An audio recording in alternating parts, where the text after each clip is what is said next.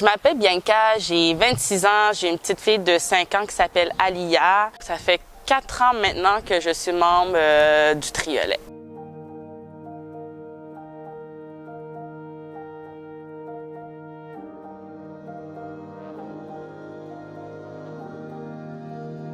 Ma mère élève mon neveu de 9 ans qui a le syndrome G de la Tourette. À un moment donné, elle est allée au CLSC pour voir des spécialistes avec lui, puis elle a dû parler un peu de l'atmosphère à la maison et tout. Puis elle leur expliquait que sa fille, moi, habitait avec eux dans leur 5,5, que j'étais par exemple pognée dans une petite chambre avec mon lit, son lit, 2 bureaux. On avait à peine de l'espace pour bouger. Puis c'est de là que la personne CLSC a parlé du Triolet. L'immeuble n'était même pas encore construit, était en construction. Puis ma mère m'en a parlé. Puis on m'a rappelé pour me dire que j'allais avoir un logement, que j'allais être une des premières locataires. Puis j'étais vraiment, vraiment heureuse.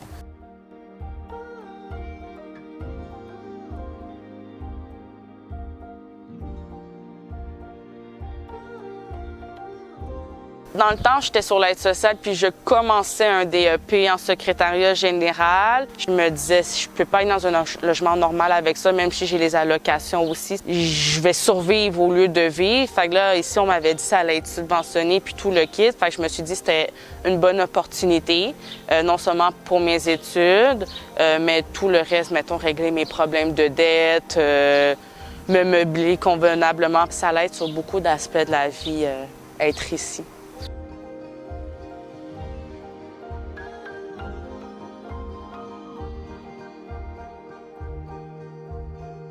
Dans ces moments-là, tu te dis une chance que j'habite ici. Si je me serais retrouvée avec lui dans un logement normal, où est-ce que j'en serais aujourd'hui? Est-ce que j'aurais pu me trouver un endroit où aller vivre et tout? Être ici, c'est un soulagement en soi. Je te dirais que ce qui a fait une différence, c'est que je suis seule avec ma fille. J'ai pas ma mère pour me dire quoi faire en arrière de moi. J'apprends pour de vrai tout seul. J'apprends à être une mère seule. J'arrive, je vis.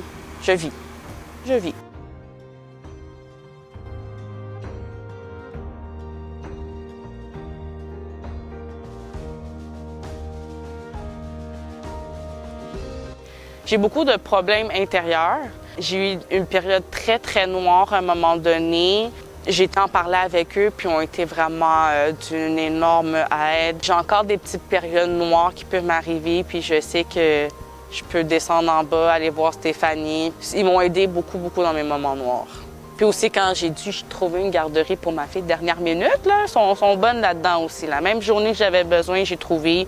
Le lendemain, a commencé à cette garderie-là. C'est Carole, des fois, elle dort au Triolet la semaine, puis ça va pas bien. Là, même s'il est 10 heures le soir, je sais je peux descendre puis aller la voir, puis elle va m'écouter. Puis si je dois pleurer sur son épaule, elle va me laisser pleurer sur son épaule. Je suis, ouais, une grande aide, cette femme-là.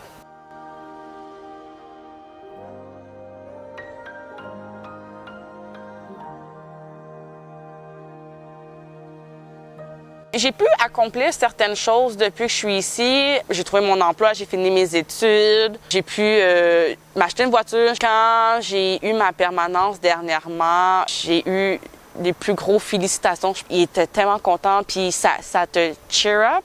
C'est motivant.